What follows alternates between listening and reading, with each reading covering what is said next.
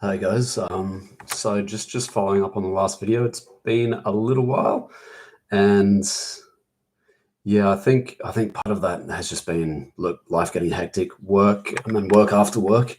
Um, but I did just want to follow up and talk a little bit more. Last time uh, I settled on just completely randomly with the roll of the dice, the one technique of internal motivation and internalizing motivation.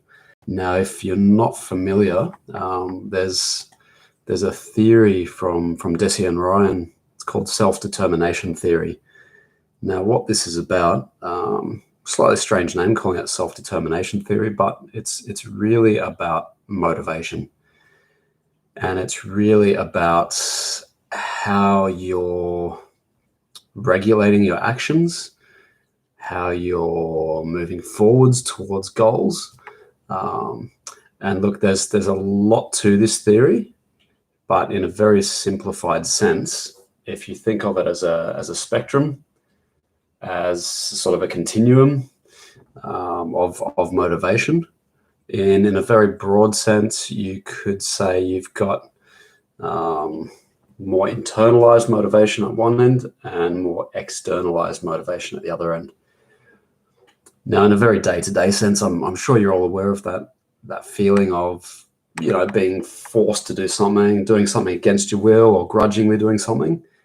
That would be more down towards the external side. You've got these external forces coming in at you. Now, this kind of motivation, it can work short-term. It's not necessarily bad or good. It's just sort of categorizing different drives and different situations that push us to do things through life.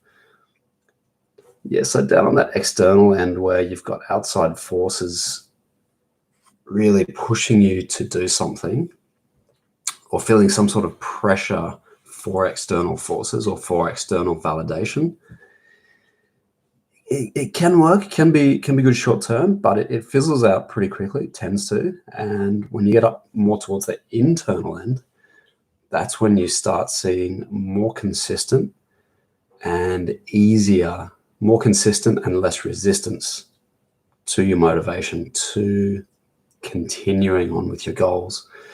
And this is especially true of diet. And I think diet is a really good example of how this works. So, last week I mentioned briefly that I was going to be looking at internalizing motivation. Now, one good way to do this is I'm coming up with a bit of a scale on assessing, and I've actually come up with one that has been published, that has been validated. We've done all the psychometrics and blah blah blah. That is out there. I can pop a link into that a bit later. But look, what that one involves is just really measuring where you are on that spectrum. If your motivation for diet is more externally driven, or if your motivation for diet is more internally driven. Now, if it's more externally driven, look at the very, very far end, very extreme end. You have what they call in the self-determination theory an impersonal motivation or regulation. And this basically is just a motivation, is another way of saying it. It's just, you don't want to do it. You just have complete lack of motivation. Now, obviously, that's not the case for anyone watching. That's not the case for anyone that wants to improve their diet. Even if they feel their motivation comes in peaks and troughs and waxes and wanes, they're not going to have a motivation. If they didn't have a motivation, never watch this, you wouldn't care at all. So that one's just like yeah, whatever, I don't care. But the next step up from that is looking at, there's a whole group of extrinsic or kind of coming from without motivation.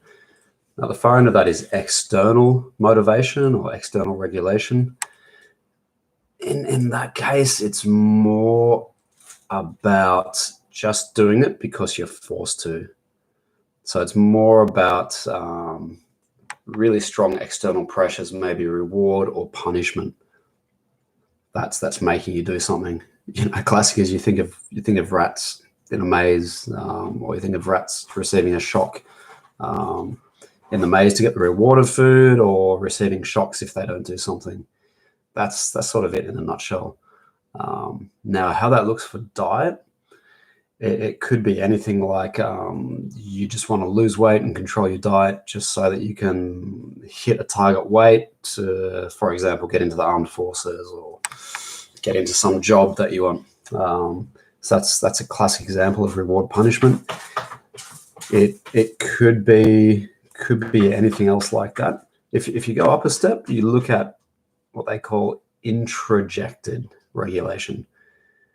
Now, in that case, that's really where the self-control comes in, and it's still about the rewards and the punishment, but at that point, it's become a little more internalized.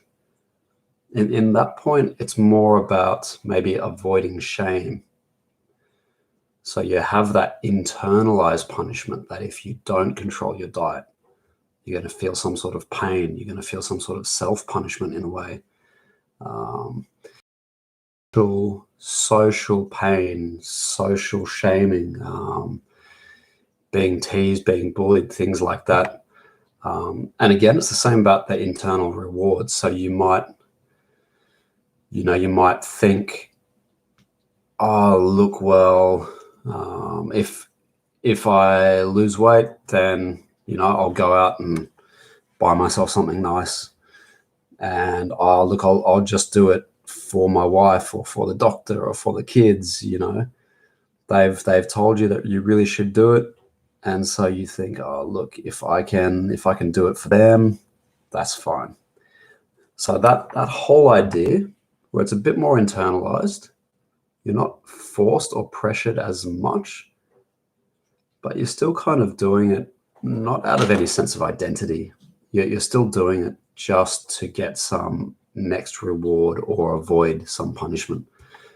The next level up is what they call identified motivation or identified regulation.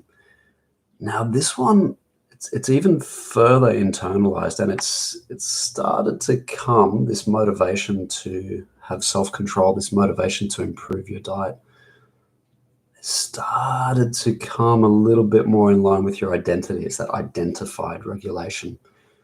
And that's where you start having a bit more of a personal importance placed on your action, a bit more conscious valuing of the action.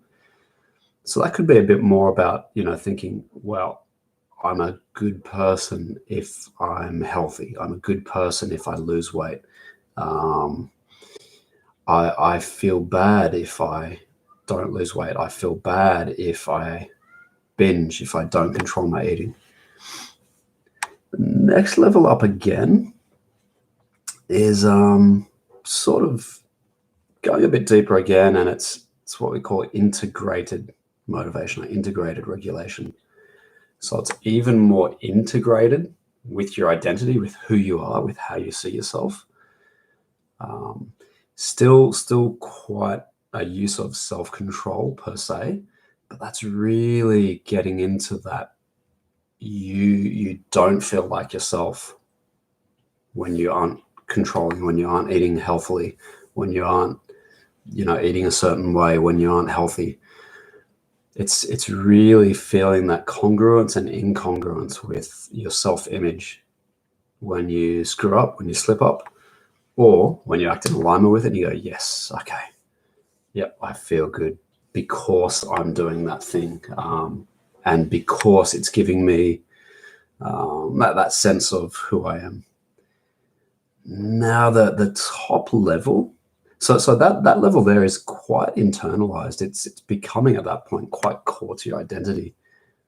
But the even higher level, at that point still though, you're still sort of getting some rewards and some punishments to some extent by doing the action. And which is fine. There's nothing wrong with that. It's a great thing. I mean, that's what drives a lot of our behavior. But really the highest level, what they call that really intrinsic or very, very internalized motivation, is when you're doing something. In this case, what we're talking about is eating a certain way. When you're doing something just for itself, you're not worried about the results of doing that thing. You're not, if that thing will bring you rewards or punishments, doing it for the pure pleasure and enjoyment of doing it. Okay, so it's really about I guess a kind of intrinsic enjoyment, intrinsic motivation. So the motivation is just the thing itself. There's no motivation to use that as an instrument, as a means to get something else. You're just doing it because you want to do it. Doesn't matter if you win, lose, look stupid, look amazing. You just want to do it, and you do it anytime you could. So it's a sort of enjoyment or satisfaction that's inherent in that thing. So that difference, even between those two top levels of internalized motivation, it's a difference between doing it because you feel a sort of incongruence and pain when you don't do it, doing it because you feel good about yourself or you get some other reward when you do it. And then the next level up, that fully intrinsic motivation is just doing it because you love doing it. And that really, look, especially in eating, is the ultimate goal. In diet is the ultimate goal. There's a few measures and there's a few things people talk about in psychology and the psychology of eating. It's called intuitive eating. And the idea behind that, I think, is a really good idea, is a really valid idea. The idea is that you can measure using various scales the level of someone's intuitive eating. So the level that they're just doing it naturally, they're not trying to self-control at all, they're not trying to control anything. And I think this is a great idea. The problem is, I think the stuff we eat, the appetites we have for psychosocial, for biological reasons, are so screwed up and messed up that we can't usually trust our intuition. Now, if you start at the far end of this external motivation spectrum, though, and you struggle of using a lot of self-control to get to a point, and you end up eating, I think, species appropriate, human appropriate food, and you slowly over time and over some techniques that we'll go through as well, including visualization or similar things, you start internalizing that motivation over time, and your physiology and your tastes start adapting and I think reverting back to natural. Then you get to a point where you can have more intuitive eating and you can trust your intuition, you can trust your taste and your cravings more. Until you get to that point, though, it is going to take a lot of external motivation and more self-control. But the ultimate goal is that fully internal motivation where you just do it because you love doing it. You just eat this way because you love eating this way, just for the enjoyment and benefit of it, even beyond the rewards, which will come if you've chosen an appropriate diet, which we may or may not talk about later. We'll see how we go. But that's it for now. So just wanted to clarify that from last time. So it's really about thinking about where you are on that continuum, and as you're moving along it, trying to tweak and internalize as you go. We'll look a bit more about some ways you can do that next time. Anyway, and I'm going through this myself. I'm experimenting on myself. So we'll see how we go, and we'll catch up again next time.